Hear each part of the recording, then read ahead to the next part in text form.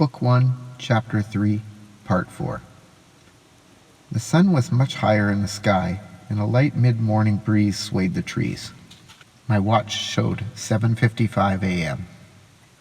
"I guess I'd better head back," I said. Sarah and Phil joined me. As we walked, I looked back at the wooden hillside. "That's one beautiful place. Too bad there aren't more places like this in the States," I said. "Once you see the energy fields in other areas, you'll realize just how dynamic this forest is. Look at these oaks. They are very rare in Peru, but they grow here in VCN. A cut forest, especially one that's been stripped of hardwoods in order to grow pines for profit, has a very low energy field, and a city, except for the people, has a different kind of energy altogether." I tried to focus on the plants along the path, but the act of walking disrupted my concentration.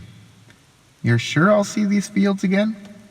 "Absolutely," Sarah replied. "I've never heard of anyone failing to duplicate the experience once they've seen them initially. We had a research ornithologist come through here once, and he got all excited after he learned to see the fields. Turned out he had been working with certain sight abnormalities, including forms of color blindness, included that some people have what he called lazy receptors in their eyes.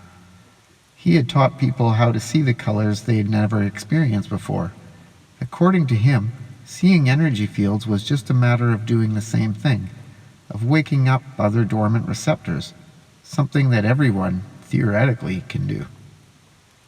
"I wish I lived near a place like this," I said. "Don't we all?" Phil replied, then looked around me at Sarah. "Is Dr. Haynes still here?" "Yes, he can't leave," Sarah replied. Phil looked at me. "Now there's a guy who's doing some interesting research on what energy can do for you." "Yeah, I talked with him yesterday." "The last time I was here," Phil continued, "he was telling me about a study he would like to conduct in which he would look at the physical effects of merely being near certain high-energy environments, such as that forest back there. He would use the same measurements of organ efficiency and output to see the effect." "Well, I already know the effect," Sarah said. "Whenever I drive into this estate, I begin to feel better. Everything is amplified. I seem stronger, I can think more clearly and quickly, and the insights I have into all this and how it relates to my work in physics is amazing." "What are you working on?" I asked. "Do you remember me telling you about the perplexing experiments in particle physics, during which these little bits of atoms appeared wherever the scientists expected them to be?" "Yeah?" "Well, I've tried to expand this idea a bit with some experiments of my own. Not to solve the problems those guys were working on in subatomic particles, but to explore questions I told you about before. To what extent do our expectations create all the things that happen to us?" "The coincidences, you mean?" "Yes. Think of the events of your life. The old Newtonian idea is that everything happens by chance, that one can make good decisions and be prepared, but that every event has its own line of causation, independent of our attitude. After the recent discoveries of modern physics, we may legitimately ask if the universe is more dynamic than that. Perhaps the universe runs mechanistically as a basic operation, but then subtly responds to the mental energy when we project out into it. I mean, why not? If we can make plants grow faster, maybe we can make certain events come faster, or slower, depending on how we think." "Does the manuscript talk any of this?" Sarah smiled at me. "Of course, that's why we're getting these ideas." She began to dig around in her pack as we walked, finally pulling out a folder. "Here's your copy," she said. I glanced at it briefly and placed it in my pocket. We were crossing the bridge, and I hesitated a moment, observing the colors and forms of the plants around me. I altered my focus and immediately saw the energy fields around everything in my view. Both Sarah and Phil had wide fields which seemed to be tinted yellow-green, though Sarah's field occasionally flashed with a pinkish color. Suddenly, they both stopped and looked intently up the trail. Ahead, about 50 feet, a man walked quickly towards us. A sensation of anxiety filled my stomach, but I was determined to maintain my view of the energy. As he approached, I recognized him. He was the taller of the scientists from the University of Peru who had asked for directions the day before. Around him, I could detect a layer of red.